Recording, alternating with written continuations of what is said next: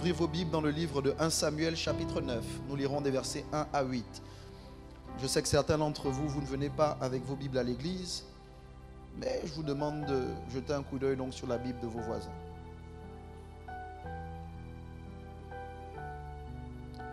1 Samuel 9, 1 à 8, si vous y êtes, dites Amen.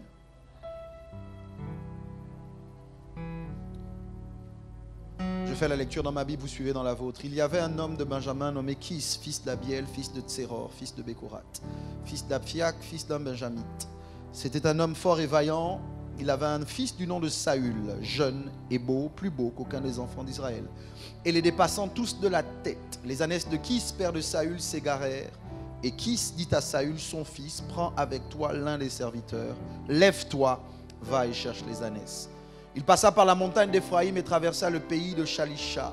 Sans les trouver, ils passèrent par le pays de Shaalim et elles n'y étaient pas.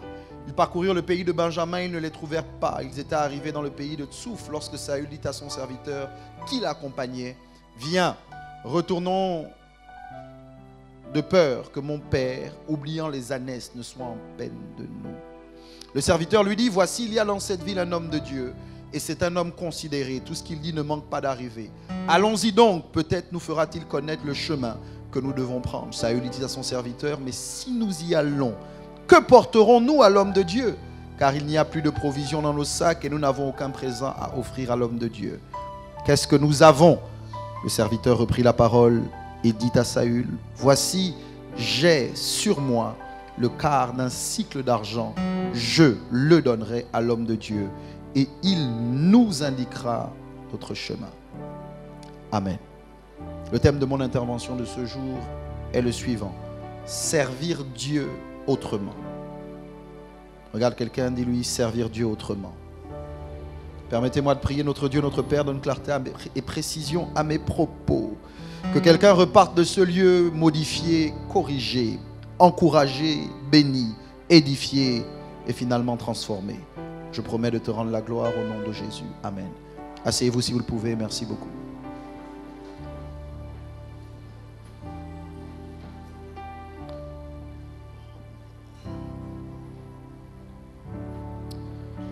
Nous sommes en train de conclure, de clore, de terminer une série que nous avons commencée avec l'Église depuis un mois maintenant. Le thème de la série, c'est servir Dieu aujourd'hui. Le thème de mon message, c'est servir Dieu autrement. En introduction, permettez-moi rapidement de rappeler de manière simple ce qu'est, selon moi, le service. Vous savez, je prends le temps de dire les choses que je dis de manière compréhensible, sans courir, parce que je veux qu'au-delà de l'écoute, vous puissiez prendre des notes. Est-ce que ça va? Quelqu'un a dit les paroles s'envolent et les écrits, mais les écrits restent. Donc, pour ceux qui sont d'accord de prendre des notes, le service, selon moi, c'est le don de soi. Le service, c'est le don de soi. Quelle que soit la capacité dans laquelle nous devons ou nous voulons servir, le service nécessitera toujours que nous donnions quelque chose qui nous appartient. Que ce soit notre temps, notre argent, nos talents. Ça veut dire que je crois avec fermeté que nous ne pouvons pas servir avec quelque chose qui ne nous appartient pas. Pour servir, tu dois être d'accord de prendre quelque chose qui est à toi et le rendre disponible pour quelqu'un d'autre que toi. Est-ce que ça va? Servir demande que tu donnes parfois ton temps, parfois ton argent, parfois tes talents, mais toujours ton cœur. Le service sans le cœur n'est pas un service ou le service. Parce que je crois, voyez-vous, que pour servir efficacement, nous devons toujours avoir le choix de servir ou non. Pendant plusieurs semaines, on vous a parlé de la raison ou des raisons du service. Donc, pourquoi servir? Ce matin, je veux vous parler du comment. Donc, comment servir? Comment devons-nous servir? Comment voulons-nous servir? Ce que je crois, c'est qu'il y a différentes façons de servir. Mais à chaque fois que nous servons, ça doit être le choix, un choix. Maintenant, sur le comment, je veux m'appuyer sur la portion de texte qu'on a lue et mettre en lumière, mettre en exergue 4 façons de servir. Je les ai appelés les paliers du service ou encore les niveaux du service. Je crois, voyez-vous, qu'il y a différents niveaux de service. Le niveau le plus bas, et je commence par celui-ci, c'est le service en tant que serviteur ou servir comme un serviteur. Je crois avec conviction, si nous servons nous tous, nous ne servons pas avec la même mentalité. Je veux parler donc des différents types de mentalité qu'on doit avoir lorsqu'on sert, en expliquant bien entendu qu'on commence à un niveau et qu'on doit gravir les différents paliers. Servir comme un serviteur. Quand quelqu'un sert comme un serviteur, la personne sert pour un salaire. Par serviteur, ayez à l'esprit ouvrier. Quand quelqu'un sert comme un serviteur ou comme un ouvrier, ça veut dire qu'il attend un salaire. Job 7:10, si je ne m'abuse, dit que l'ouvrier attend le salaire. C'est un peu comme dans votre maison, dans votre lieu de travail. Les gens qui travaillent pour vous sont d'accord de travailler pour vous, de vous servir, parce qu'ils vont recevoir de vous un salaire. Est-ce que ça va? Est-ce que ça va? Voilà. Donc servir avec la mentalité d'ouvrier, c'est que tu sers en contrepartie d'une rémunération.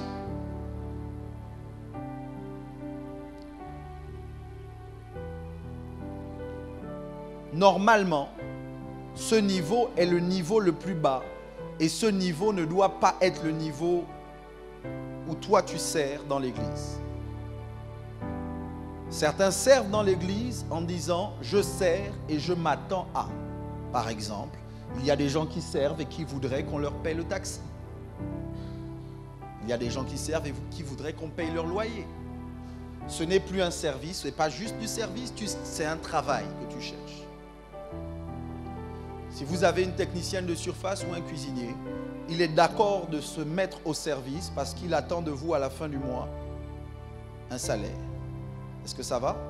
Maintenant, parlons un peu de Dieu et de vous. Certains d'entre nous, malheureusement, nous servons Dieu en contrepartie d'une bénédiction. Je te sers, mais tu dois me donner un mari. Je te sers et tu dois me donner des enfants. Je te sers et tu dois me donner un travail. Je te sers et tu dois me donner de la santé. La logique de ce type d'individu, c'est que dès le moment qu'ils ne reçoivent plus le salaire ou la contrepartie, ils arrêtent de servir. Pourquoi? Parce que vos employés à la maison ne servent pas pour vos beaux yeux. Dans les lieux de travail où vous êtes, même si vous êtes d'accord d'être au service, vous attendez à la fin du mois votre salaire. Il y a des gens comme ça à l'église, je ne parle pas de toi mais de ton voisin. Ils servent en contrepartie d'une bénédiction. Et quand ils ont le sentiment que Dieu ne leur donne plus ce qu'il devrait leur donner, ils disent à Dieu, ciao, bye bye. Un serviteur, un ouvrier, cherche le meilleur emploi possible. Je vais vous déranger un peu. Ça veut dire que si tu as le sentiment que Dieu ne fait plus l'affaire, tu es d'accord d'aller ailleurs. Pourquoi? Parce que si tu n'arrives pas à trouver ton compte en Dieu, tu es d'accord de le trouver dans un homme.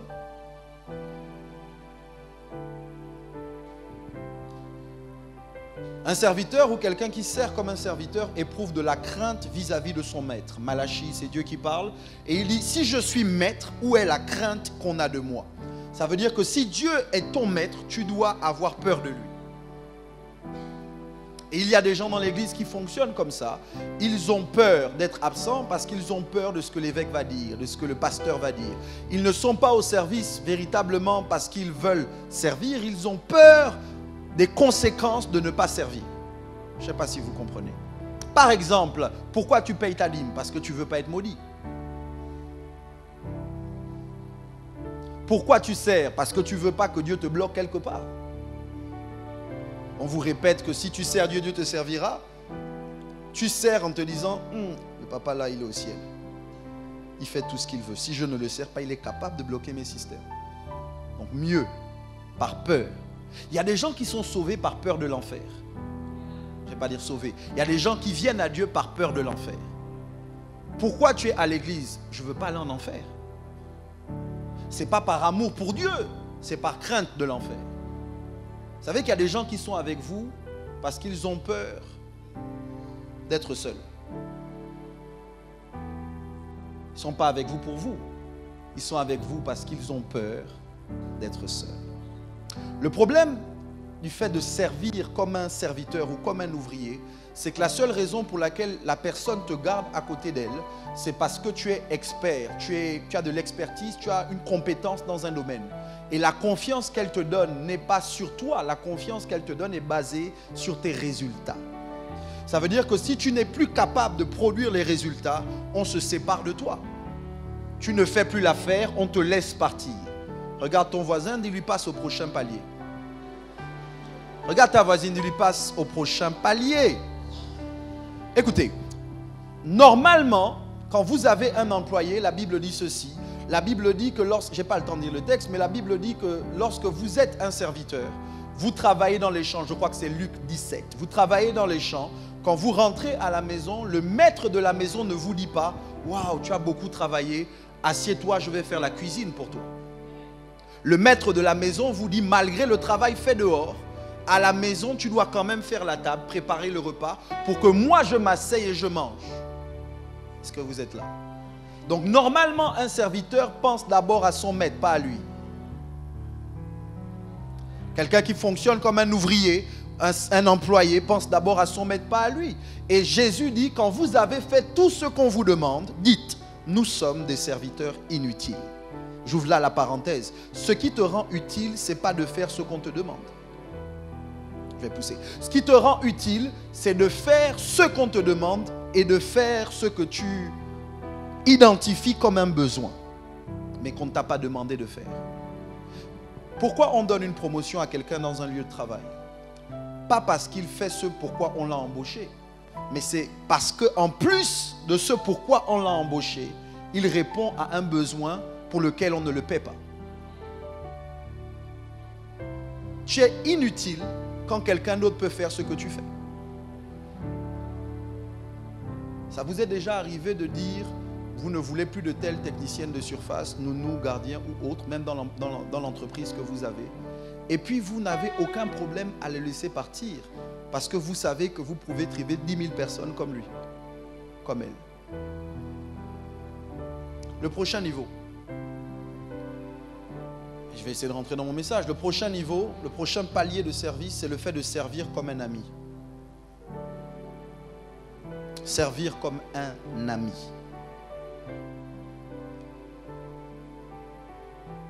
Normalement, aucun d'entre vous ne dit, et je vais lire le texte quand même parce que je veux être sûr que vous ayez à l'esprit les choses que je veux dire. Voici ce que Jésus dit. Jean 15, ouvrez vos Bibles, Jean 15, versets 15 à 17. Non, on va s'arrêter au verset 15. Jean 15, 15. Vous lirez 17 plus tard si vous voulez. Si vous y êtes, dites Amen. Je prends mon temps ce matin et je commence doucement parce que de toutes les façons, ce n'est pas tous les dimanches qu'on lève le pied, qu'on crie, qu'on saute. Puis parfois quand je saute ça, vous faites rien avec mes sauts. Jean 15, 15. Je ne vous appelle plus serviteur parce que le serviteur ne sait pas ce que fait son maître. Mais je vous ai appelé ami parce que je vous ai fait connaître tout ce que j'ai appris de mon Père. Suivez-moi. Ça veut dire qu'au serviteur, on ne dit pas ce qu'on va faire. Vous ne parlez pas avec vos employés de votre programme de la journée ou de vos escapades ou de vos amours. Avec les employés, vous parlez du travail. Avec les amis, vous parlez de plus que le boulot. Jésus dit, je vous ai appelé amis parce que je vous ai fait connaître ce que mon Père m'a dit ou ce que j'ai reçu de mon Père. Donc ce qui vous fait passer du palier du serviteur, ou du moins de l'ouvrier à l'ami, c'est la connaissance. Dites la connaissance. Regarde ton voisin, dis-lui la connaissance. À un ami, l'ami sait ce que vous avez prévu faire. Le serviteur écoute vos instructions et obéit. Mais l'ami, en réalité, yes Lord, I heard you. L'ami, en réalité, est à côté de vous. Pas, il vous sert pas parce qu'il attend de vous un salaire, mais parce qu'il s'investit dans votre vie puisqu'il croit en vous. Vous êtes là? Jésus dit quelque chose de majeur. Il dit, c'est pas vous qui m'avez choisi, c'est moi qui vous ai choisi. J'ouvre la parenthèse, on choisit ses amis. Dites Amen. On ne choisit peut-être pas sa famille, mais on choisit ses amis. Dites Amen bien. Pourquoi c'est important de choisir ses amis? Parce que les amis que tu choisis donnent une indication de là où tu vas. Les amis que tu choisis donnent une indication de ce que tu vas devenir. Il y a des gens qui disent, je veux être ami de Dieu. Yes, Lord. Est-ce que vous savez que pour être ami de Dieu, il faut s'intéresser au cœur de Dieu? Pas à sa main. Les serviteurs de Dieu, les gens qui n'ont que le salaire à l'esprit, disent à Dieu, Seigneur, je te sers si tu me bénis. Je vous donne un exemple biblique. Abraham est appelé ami de Dieu. Mais avant qu'Abraham ne devienne ami de Dieu, Abraham reçoit une promesse de Dieu à 75 ans. Quitte ton pays pour un pays que je te montrerai. Et Dieu lui dit, je te donnerai une descendance. Mais Abraham n'a pas d'enfant. À un moment, le long du service, Abraham reçoit Dieu chez lui dans sa tente. Et il fait un repas à Dieu. Dieu mange le repas alors qu'il a le cure-dent à la bouche, version Michel Ambouret. Dieu parle et Dieu dit, l'année prochaine à la même époque, je reviendrai, tu auras un enfant. Que quelqu'un dise Amen. La bonne nouvelle, c'est que nous avons un Dieu qui tient ses promesses. Et si... Ah là là, je sens que c'est tombé sur moi. Si Dieu a mangé ton service, Dieu va parler sur ta vie. Ah, quelqu'un doit m'entendre. Si Dieu a goûté à ton repas, Dieu va parler sur ta vie. Je ne sais pas à qui je parle, mais je parle à quelqu'un. La Bible dit que Dieu n'est pas injuste pour oublier le service rendu aux saints. Ça veut dire que si Dieu, d'une manière ou d'une autre, tu l'as servi, je t'assure mon ami, je t'assure ma soeur, Dieu va parler sur ta vie. Regarde ta voisine, dis-lui si tu sers, Dieu parlera sur toi. Cherche quelqu'un d'autre, dis-lui si tu sers, Dieu parlera sur toi. Le problème, c'est que Abraham, donc Dieu, le cure-dent à la bouche, dit l'année prochaine, à la même époque, tu auras un fils. Et Dieu sort de la maison d'Abraham parce qu'il a d'autres gens à voir. J'ouvre la parenthèse pour dire que je remercie Dieu que tu ne sois pas le centre du monde. J'ouvre encore la parenthèse pour dire je remercie Dieu que je ne suis pas le centre du monde. En fait, je vais pousser. Est-ce que vous savez que si Dieu vous a béni, c'est qu'il y a d'autres personnes qu'il veut bénir? Ça m'a béni de me rendre compte que oui, Abraham a reçu Dieu, mais Dieu n'avait pas qu'Abraham à l'esprit. Dieu avait d'autres personnes à l'esprit. Ça me rassure parce que quand je te vois être béni, je ne peux pas éprouver de la jalousie parce que je cherche juste à comprendre qu'est-ce que tu as fait pour que Dieu te bénisse. Comment tu t'es positionné pour que Dieu te bénisse? Parce que s'il t'a béni, toi, Dieu est trop grand pour rester dans ta maison. Ah, ta maison ne peut pas le contenir. Ton compte en banque ne peut pas le contenir. Ta vie ne peut pas le contenir. Dieu, quand il bénit tellement bien que ça doit déborder. Je vais faire la parenthèse. La Bible dit donc qu'Abraham, après avoir reçu de Dieu, Dieu sort de la maison d'Abraham, de la tente d'Abraham, et Abraham prend sur lui-même la responsabilité d'accompagner Dieu. Viens. Il est Dieu, il est en blanc. Il est Dieu, il est costaud. Il est Dieu, je suis Abraham. Il l'a dit, Michel, l'année prochaine tu recevras ceci. Normalement, en tant que serviteur ouvrier, notre contrat s'arrête là. Pourquoi? Parce qu'il m'a déjà donné ce pourquoi je lui ai fait un repas. Je l'ai servi, il m'a donné l'enfant. Et Dieu part. Pendant que Dieu part, ne t'assois pas. Pendant que Dieu part, je ne t'ai pas dit de t'asseoir. Pars, mais ne t'assois pas. Pendant que Dieu part, Abraham dit à Dieu, je veux marcher avec toi. Écoutez-moi, ça veut dire que ce qui m'intéresse maintenant, c'est plus la bénédiction, parce que tu m'as déjà béni. Après la bénédiction, je veux quand même marcher avec toi. Après le travail, je veux quand même marcher avec toi. Après l'onction, je veux quand même marcher avec toi. Après le ministère, je veux quand même marcher avec toi. Merci. Le problème, mes amis, c'est que vous avez beaucoup de gens dans l'église. Dès qu'ils ont le travail, ils arrêtent le service. Pourquoi? Parce que tu ne servais pas Dieu. Tu te servais toi-même. Tu te servais de Dieu pour avoir le travail. Parce que quand tu sers Dieu comme ami, L'ami reste avec toi même si tu lui as donné de l'argent. L'ami reste avec toi même si tu lui as donné la voiture. L'ami reste avec toi parce qu'au final, il n'est pas avec toi pour ce que tu as. Il est avec toi pour ce que tu es. Regarde ta voisine, dis-lui, tu es quel genre d'ami? Oui, tu es quel genre d'ami? Tu es quel genre d'ami? Écoutez, il y a des gens qui servent Dieu dans l'église et qui arrêtent de le servir parce qu'ils sont frustrés ou parce qu'ils sont bénis. Mais il y a un autre groupe de personnes dans la maison. Tu viens à l'église, Dieu t'énerve, mais c'est quand même ton ami. Dieu te fatigue, mais c'est quand même ton ami. Dieu ne te donne pas toujours ce que tu veux, mais aujourd'hui, votre relation a dépassé le cadre simplement de la paye ou du salaire. Tu es devenu l'ami de Dieu.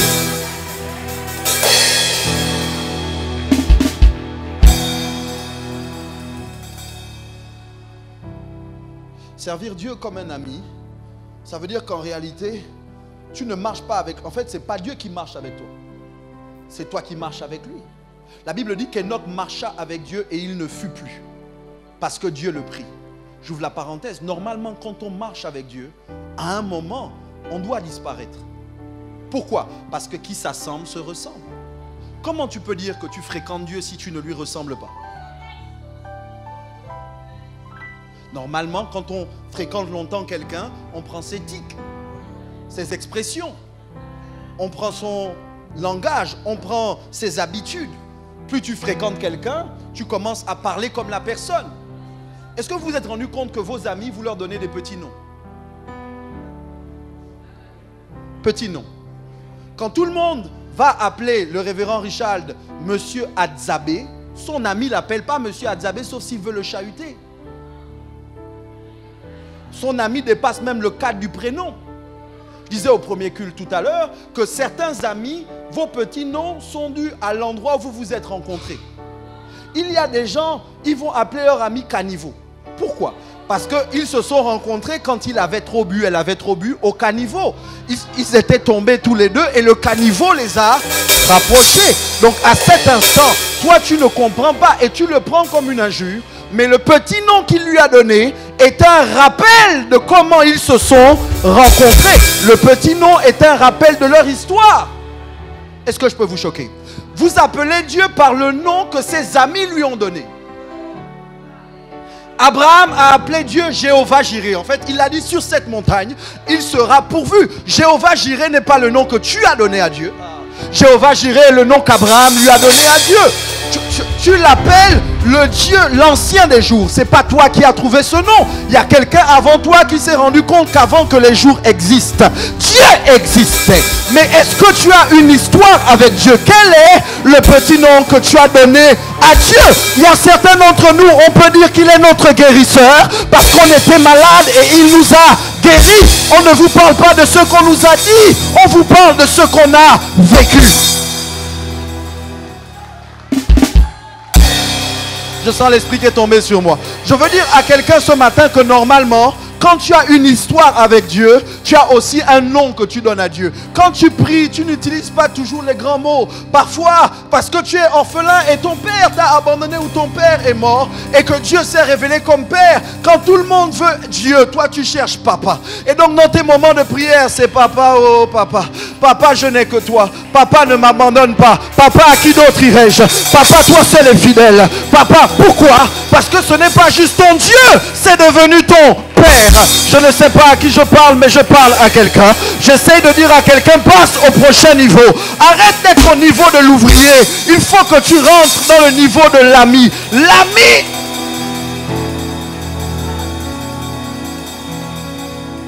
Les amis de Dieu connaissent Dieu. Vous savez, amis de Dieu, suivez-moi. Vous avez des amis. Il y en a, vous n'avez pas, c'est pas grave, je compatis. Vous avez des amis. Est-ce que vous savez que vos amis, ne vous supportent? Qui a des amis, tes amis connaissent tes problèmes, tes défauts, tes trucs, mais ils sont tes amis.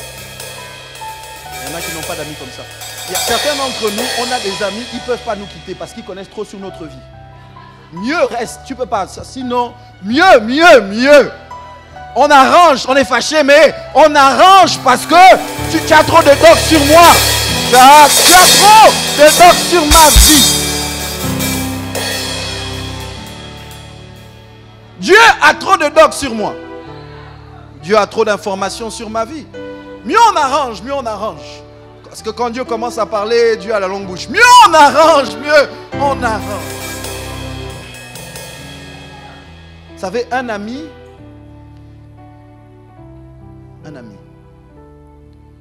est loyal. Pas un ouvrier. Le texte que j'ai lu avec vous, pourquoi je l'ai lu? Parce que le serviteur, à un moment, fait ce que les amis font. Les serviteurs ne le font pas. Saül veut aller voir le prophète. En fait, c'est l'ami, c'est le serviteur qui propose. Et Saül dit, je n'ai pas d'argent. Non, nous n'avons pas d'argent. J'entends le serviteur dire, j'ai un quart de cycle d'argent. Normalement, vos employés ne mettent pas Eden à la maison.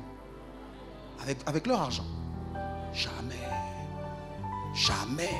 Tu as déjà vu ton employé normalement qui te dit, monsieur, je vais mettre le carburant aujourd'hui. Jamais. Mais ton ami, parce qu'il monte tellement dans ta voiture qu'à un moment, il dit, bon, c'est bon, laisse. Ah, je vais mettre le carburant. Il vient dormir à la maison et puis il se soucie de comment tu payes le courant, comment tu mets la... Pourquoi? Parce que c'est un ami, ce n'est pas un ouvrier. Si tu as des gens, ils ne font jamais rien. Ils consomment, ils ne... L'amitié dans un sens, ce n'est pas de l'amitié, c'est ton employé, c'est une prise en charge, merci. Que Dieu te bénisse. C'est une prise en charge. C'est-à-dire que c'est quelqu'un, il sait qu'avec toi, il va quelque part. Il n'est pas d'accord d'aider à y aller, mais il est d'accord que tu conduises, que tu mettes le carburant, que tu paies à manger. Bref, je vais faire la parenthèse. Le troisième niveau. Troisième palier. Je vais devoir atterrir sous peu. Le troisième palier. J'ai dit serviteur ou ouvrier, ami. Le troisième palier, c'est celui de fils. F-I-S. F-I-L-S. Fils. Pourquoi? Parce que, quelle que soit la proximité que vous avez avec un ami n'hérite pas. Votre ami ne sera jamais votre héritier. Pourquoi? Parce que l'héritage, c'est pour les fils. Voici ce que Abraham dit, alors que Dieu lui dit, Abraham, je suis ta grande récompense. Dieu dit à Abraham dit à Dieu, Seigneur, c'est vrai, tu es avec moi, mais tu ne m'as pas donné un fils. Et il dit, c'est un serviteur qui héritera dans ma maison. Abraham n'est pas d'accord qu'un serviteur hérite dans sa maison. Pourquoi? Parce que l'héritage, c'est pour les fils. Suivez-moi bien. Moïse, la Bible dit hébreu, que Moïse était fidèle comme serviteur, Jésus était fidèle comme fils. Pourquoi c'est important? Parce que ce n'est pas la fidélité qui vous qualifie à l'héritage. C'est le statut. J'ai beaucoup de gens qui se comportent comme des amis de Dieu, mais pas comme des fils de Dieu. Dites pousse et je pousse. On ne m'encourage pas, j'arrête. Dites pousse et je pousse. Ésaïe, je crois le chapitre 8 ou 9. Un enfant nous est né, un fils nous est donné, et la domination reposera sur son épaule. On l'appellera. Écoutez, un enfant naît, un fils est un don. Le problème qu'on a, c'est qu'on a des enfants de Dieu, mais pas des fils de Dieu. La différence, c'est la maturité. La Bible dit, aussi longtemps que l'héritier demeure un enfant, il ne diffère en rien d'un esclave.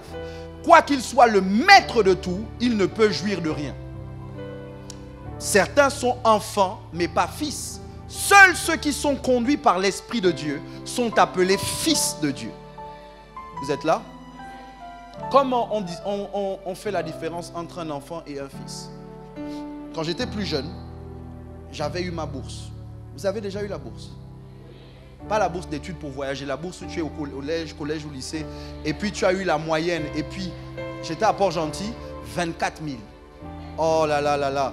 Ma première bourse de 24 000. J'étais déjà chrétien? Oui, je pense. En tout cas, ma première bourse de 24 000. J'étais bon à l'école. 24 000. Puis parfois, quand il y a le rappel, 72 000. 24 000. Et puis, j'ai confié à ma mère. Parce qu'elle m'a dit, regarde, comment tu dis erreur? C'est ma vieille dont tu parles. Donc j'ai confié à ma mère.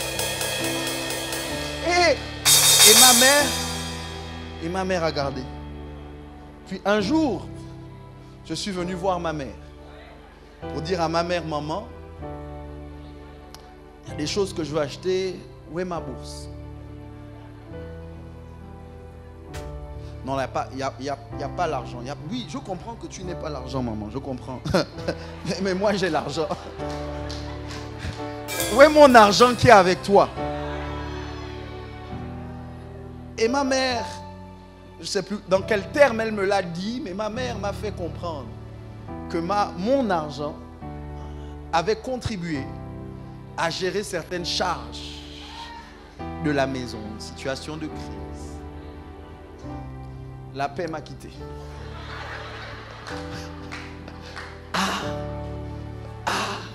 C'était ma mère, c'est ma mère, mais c'est pas sérieux. C'est irresponsable. Quel genre de parents se comportent de la sorte? Je ne sais pas si elle me l'a dit, parce que je l'ai harcelé avec mon argent. Il faut me rembourser l'argent que tu as touché.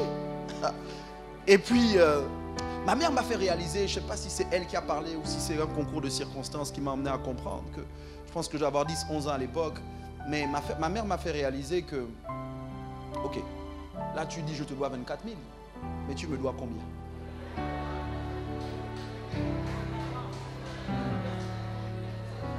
Parce que là, c'est pour 24 000 que tu veux me faire un procès. Mais qui t'a habillé? Qui t'a nettoyé? Qui t'a nourri toutes ces années? Qui a pris soin de toi? Qui t'a offert des cadeaux? Oui, mais ça, c'est ton devoir. Ça, c'est pas la même chose. C'est ton devoir de parent. Mais le problème, c'est que j'étais un enfant. Parce que là où l'enfant veut prendre et cherche à ce qu'on lui donne, le fils comprend qu'il doit participer. Le fils comprend qu'il doit prendre de ce qui est à lui et le rendre disponible pour la maison. La maturité du fils se démontre dans le fait qu'il n'est plus en train de dire « donne-moi ». Le fils donne. Je peux parler des fils 30 secondes. Les fils sont les individus dans l'église qui sont d'accord de donner. Ils ne viennent pas pour recevoir simplement. Et ils sont attachés à l'individu. Écoutez, le fils comprend qu'il ne doit pas juste en avoir après l'héritage. Le fils doit devenir un héritier. Vous savez quelle est la différence entre un fils et un employé? L'employé va se battre pour avoir votre maison, votre voiture, votre bien. Le fils va se battre pour avoir votre bénédiction. Ésaü et Jacob ne se sont pas battus pour les cheftaines. Pour le cheftel. Ésaü et Jacob ne se sont pas battus pour l'argent. Ils se sont battus pour que leur père les bénisse. On a des gens ici, vous n'en avez rien à faire de la bénédiction. Tout ce qui vous intéresse, c'est donne-moi les clés. La voiture, la maison, l'argent. Mais ces choses-là ne vous donnent pas le secret du succès. Parce que, écoutez, quelqu'un peut vous donner sa montre, mais ne pas vous dire comment il a fait pour avoir la montre. La bénédiction, c'est te rendre capable de produire toi-même ce que tes parents ont produit. Là où tes parents ont dû payer un prix pour y arriver, leur bénédiction ne te fait pas commencer là où ils ont commencé. Leur bénédiction te fait commencer là où ils s'arrêtent. Leur bénédiction te permet de commencer là où eux, ils s'arrêtent.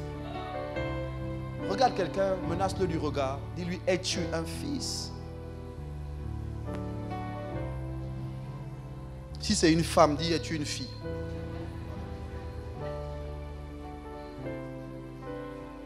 Parce que je vous aime bien, je vais atterrir sous peu, mais je vais vous donner le dernier palier que je n'ai pas donné aux gens du premier culte. Est-ce que ça vous intéresse? Non, il y en a, vos visages disent non. Que tu t'arrêtes là où après? De toutes les façons, tu me fatigues, je veux partir.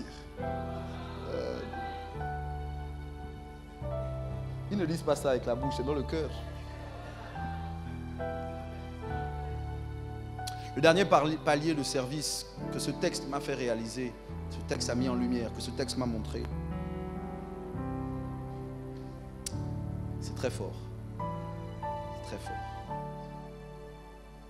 Servir comme un ouvrier, c'est le niveau le plus bas. Servir comme un ami, c'est le prochain niveau. Servir comme un fils. Pendant longtemps, j'ai pensé que c'était là la fin. Et j'ai découvert qu'il y a beaucoup de gens dans la Bible qu'on connaît,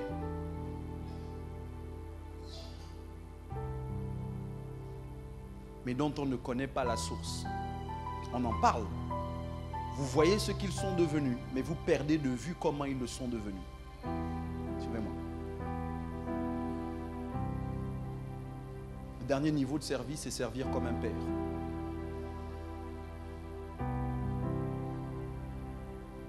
Saül ne serait jamais rentré dans sa destinée si son père ne l'avait pas envoyé chercher ses ânesses.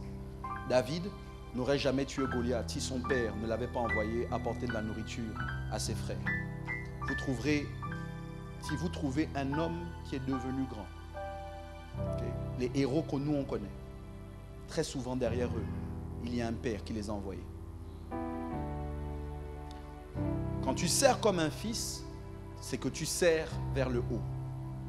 Quand tu sers comme un père, c'est que tu sers vers le bas. Comment on sert en tant que père? En tant que père, on crée des opportunités de service. Le père va t'envoyer, pas parce qu'il n'est pas capable d'aller, mais parce que s'il fait tout, tu ne feras rien. Le père comprend que pour que toi tu rentres dans ta destinée, il faut qu'il te crée de l'espace pour servir. Le père est celui qui à un moment va vouloir t'emmener à son niveau. C'est celui qui prend son fils et le tire vers le haut. Le père normalement comprend que tôt ou tard il doit emmener son fils ou sa fille à passer le permis. Est-ce que vous m'entendez maintenant? Le père est celui qui à un moment se dit je vais partir, mais à qui est-ce que je lègue l'héritage? Le père ne réfléchit plus pour lui. Le père pense à la prochaine génération. Quand beaucoup d'entre nous, nous sommes préoccupés par le fait d'être des héros, le père cherche à faire des héros. Le père est comme un coach. Peut-être il a joué, mais le temps ou la saison dans laquelle il est, il ne veut plus être sur le terrain pour marquer des buts. Il veut former une équipe qui est capable de remporter une coupe.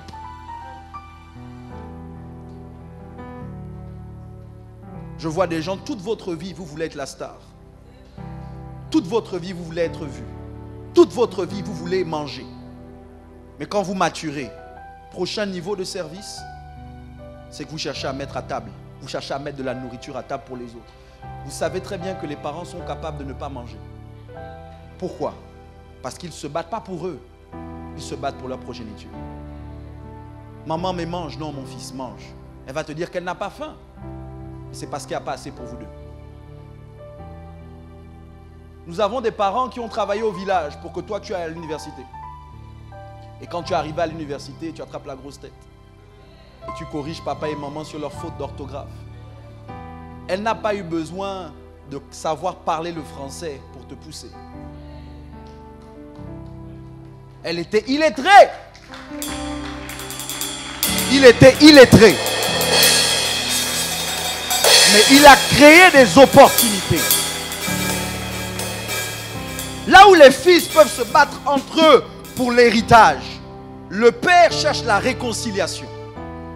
Le père est soucieux de la famille quand le fils est soucieux de lui-même. Le père ne pense plus à moi, mon nom. Le père veut rendre le nom de ses enfants grand. Ma prière, c'est que tu ne quittes pas cette terre sans avoir servi comme un père, comme une mère, comme quelqu'un qui est capable de se dire j'ai fait ma part, mais maintenant d'autres doivent être vus, d'autres doivent être entendus.